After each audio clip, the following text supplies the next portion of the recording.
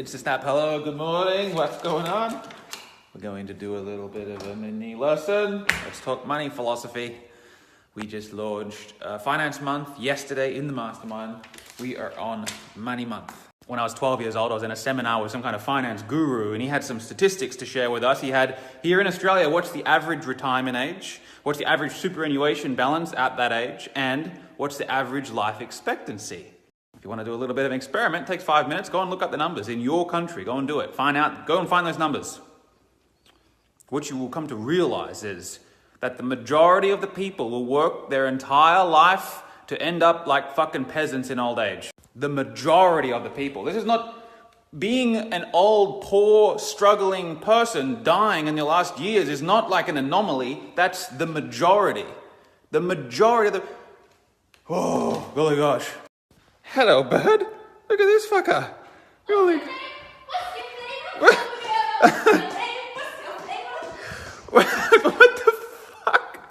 I'm in the middle of a lesson. So what happens, by the way, with these people who never get the shit together, they never get the financial independence, is that when they get to that old age, they're struggling and they're decrepit and they're poor and they need to rely on the kids. The kids need to come to the rescue, and if the kids do it, then the kids will be in the same position and it keeps going down the family tree.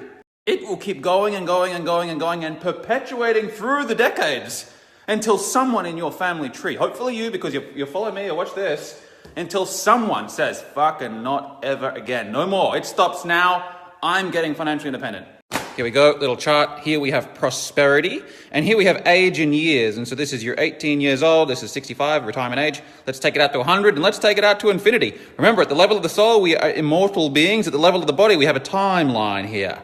Prosperity, by the way, is a time-based figure. The way I define it is a time-based figure, and I'm not going to go into it in this particular mini lesson, but join the mastermind if you want to learn it. It's a time figure. How much time that you can buy into the future. And the majority of people are only good for a month or two. If they have a job there and they go and break their spina bifida and they can't go to work and they lose their income, they can buy a month into the future before they run out of liquidity and they're stuffed.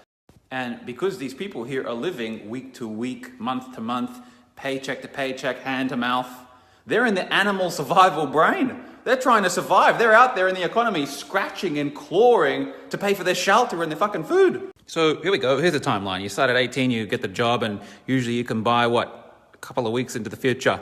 And then through the years, maybe you're saving, you're doing some saving like this, building the liquidity, this is, by the way, you're working.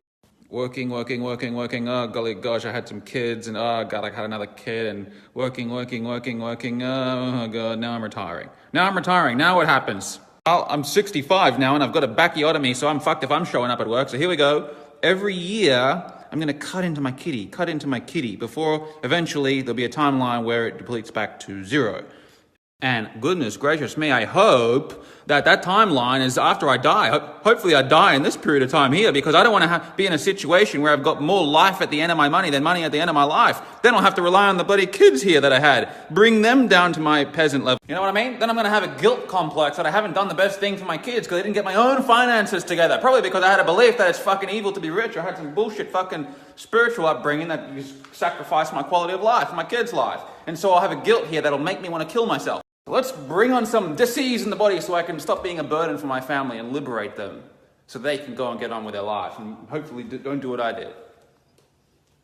I'm being serious about that, right, by the way, as well. So, like what I've been teaching over at Infinite Prosperity since 2012, and like what I'm going into a lot of depth this month in the Mastermind, is that your prosperity figure is a ratio of your liquid assets, your expenses, and your passive income. Realize that the majority of the people, the worker bees who have this trajectory in their life, never really get around to creating passive income.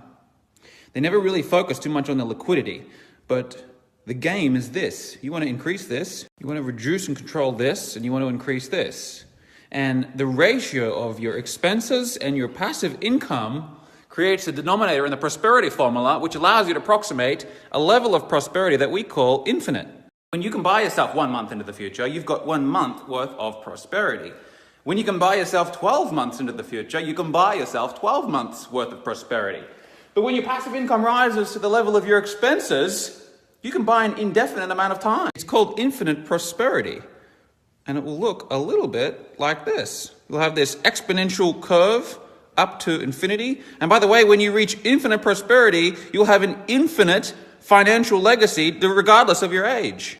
True financial independence is when you generate a level of income that covers your expenses regardless of market, mind, motor skills, or mortality. You can die and that income still comes in, which means before you die, you can build a legacy with your wealth. It means that you can pull the strings from beyond the grave. It means that when you die, you've got things still happening. You've got businesses that are running. You've got businesses, you've got wealth, you've got employment, you've got the education. You're making a difference here on planet Earth after you've cashed out. That's big thinking.